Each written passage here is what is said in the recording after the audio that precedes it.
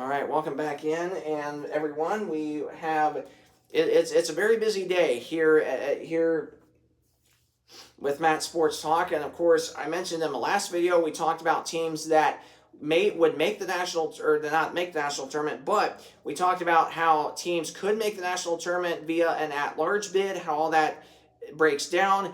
And we also talked about how many teams in each conference get automatic bids. We broke all that down. So again, I hope that was super helpful to you. Now we are going to be talking about teams that could take bids away from other teams. So you might be wondering, well, I've never heard of that. Maybe you're not familiar with the game of basketball, or maybe you're brand new here to my channel and you don't understand how all that means or how all that works, what it means. Well, I'm definitely here to help you understand that and explain it to you. So what this means is that teams that take bids away from bubble teams, and this can sound a little bit complicated, but I hope that's not the case.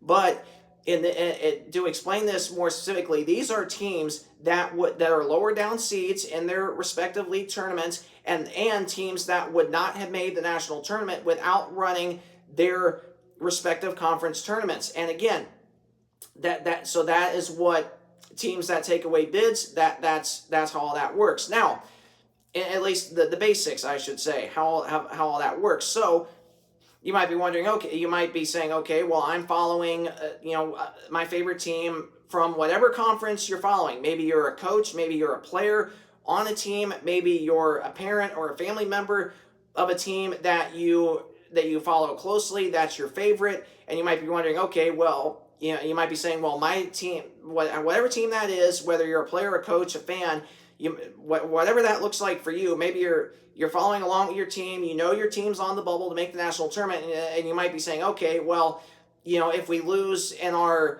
conference tournament, and I'm just using any team in any conference as an example, you might be wondering, okay, well, what happens if my team being on the bubble, if I lose in my conference tournament, how does my team still make the national tournament? Well, I'm here to explain that to you. If that is you, you're going to be rooting for number 1 and number 2 seeds across the country in their own respective tournaments to win their conference tournaments. And what do I mean by that? Well, what I mean by that is that if you're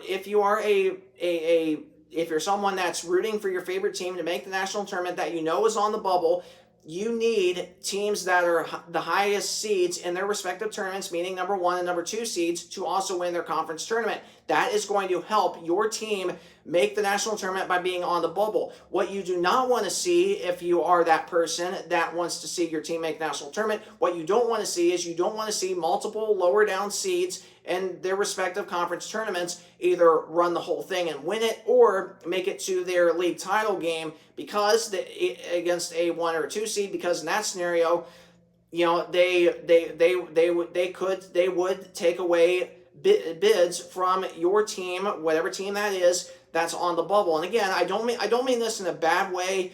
I don't want to make it when I explain this, I don't want you to think, well, that's not fair. Why does my team have a chance of not making the national tournament when they've had, maybe an okay year, maybe a semi-good year? I don't want to make it sound bad, but there are going to be teams that are going to steal bids in a good way. I shouldn't say steal, but there are going to be teams that will take away bids from teams that are on the bubble. That happens even in the NCAA. When I watch that selection show every year, that also happens over there as well. So it's not just in the NAIA, it's also in the NCAA as well, and not just in basketball, but also in football, soccer, volleyball. The same thing applies.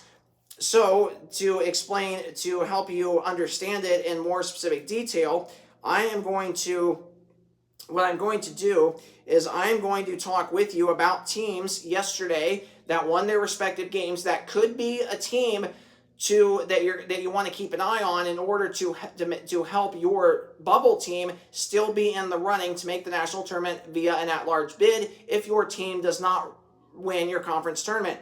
And the teams that I want to really hone in on is Siena Heights out of the WAC. Siena Heights, now yeah, they were the 5 seed in their respective conference, but with their upset win over Aquinas last night, they're 13-12. Now, if you're a team that's 13-12, you're not going to make the national tournament without running your conference tournament. So what does that mean if you are a team on the bubble? Well, you are rooting for the highest seed that plays Siena Heights. You're rooting for the highest seed to win that game, and therefore that would help your bubble team still be in the running to make the national tournament as an at-large bid. And then, of course, we have other teams. Actually, I have an example of another team here that I wanted to talk about. And yeah, and that was Tabor out of the KCAC. Tabor was a 6th seed, and their overall record is 14-14.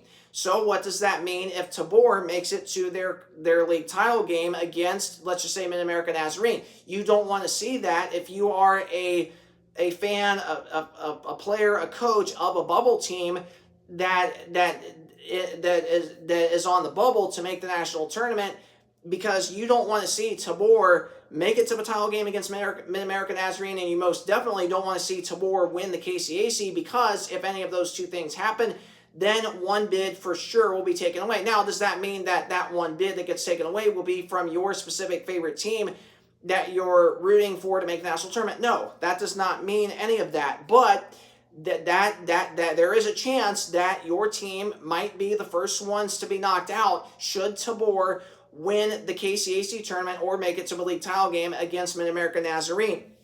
So, and again, then that was just from day one. And of course, the other one was from last night was IU Southeast. IU Southeast 17-12 right now. Now, of course, I don't think they would make it, because they would only take away a bid if they win that conference tournament in the River States. So again, they're another team to keep an eye on. Now, if you are a bubble team that is only going to make the national tournament via an at-large bid, you need IU Southeast to lose in their next game in order for your team to still have a chance at making a national tournament. And I know that might sound a little cliche, so to speak, but that's the honest truth. That if you are a bubble team, whether you're a fan, a player, a coach, a family member, whoever, if that does apply to you in whatever way, I don't mean for this to sound like, oh well, I'm rooting for other teams to lose. That I don't want to make it sound like that, but in terms of teams that could take away bids of your favorite team making the national tournament, I have to explain all this information to you so you better understand, and that ahead of time. Okay, well, if there are some of these teams that end up taking away bids, then that way in the back of your mind that your favorite team still might not make the national tournament because of these lower down seeds running their own respective conference tournaments. That's what I want to make this. I want to make this sound as simple and as easy as I can. I don't mean for this to sound really, really complicated, confusing, I don't mean for this, to sound, crazy or anything like that. I do hope that you have a much better understanding now of how all this works. Of course, I know I mentioned how these lower down teams can take away bids. I mentioned that off the top, and of course I definitely wanted to explain this to you, so you better understand, and again, that ahead of time that, yeah, your team might be on the bubble or will be on the bubble. Let's say if you're a team that, still has to play your second round of your league tournament, no matter what conference that is, and then if you lose that game, let's just say, Indiana Wesleyan, for example, if you lose tomorrow night to Marion, and you're 17-13, you're going to be rooting for all the number 1 and number 2 seeds and all the other conferences to win their conference tournament, or at least make it to their conference title. Go, actually, you would need them. You would need all these high seeds to win their conference tournament. So, and again, that just doesn't apply to Indiana Wesleyan. That applies to any team on the bubble, no matter what conference you're in. You are rooting for these number 1 and number 2 seeds to win their conference tournament, because that is going to be the only way that you can still be assured that your team still has a very real and very good chance of still making the national tournament via an at-large bid. So that is a breakdown of how all that works. how the process works, all that good stuff. And I hope that was super helpful and informative to you. I did not mean for it to sound confusing or anything like that. So looking at scores right now in terms of, teams that you would be rooting for to win if you are a bubble team in any particular conference, Wiley is beating Stillman. That game's in the third quarter. So again, if you're a bubble team, no matter what conference it is, you are going to be rooting for Wiley to beat Stillman. You're also going to be rooting for Columbia to beat Cotty, and right now Columbia's winning by 13 at the half. And most importantly, you would be rooting for Langston to beat Texas Wesleyan because Langston's a 1 seed. Langston's only up 4 points in the third quarter. So obviously, if you're a bubble team, you desperately need Langston to win that game, because if you are a bubble team and Texas Wesleyan goes all the way to the title game, well, actually, Texas Wesleyan would have to win the Sooner Athletic Conference title if they upset Langston. If you're a bubble team, you do not want to see Texas Wesleyan do that. So again, and then of course other conferences, at least in terms of games that have already started, you have Pikeville upsetting, I believe they're upsetting Tennessee Wesleyan. Let me double check. I'm not sure exactly the records off the top of my head. I know Pikeville was a 4 seed, so that might actually be the 4 or 5. So again, that wouldn't be a major upset if Pikeville wins, because I still think they would get an at-large bid anyway out of the Appalachian.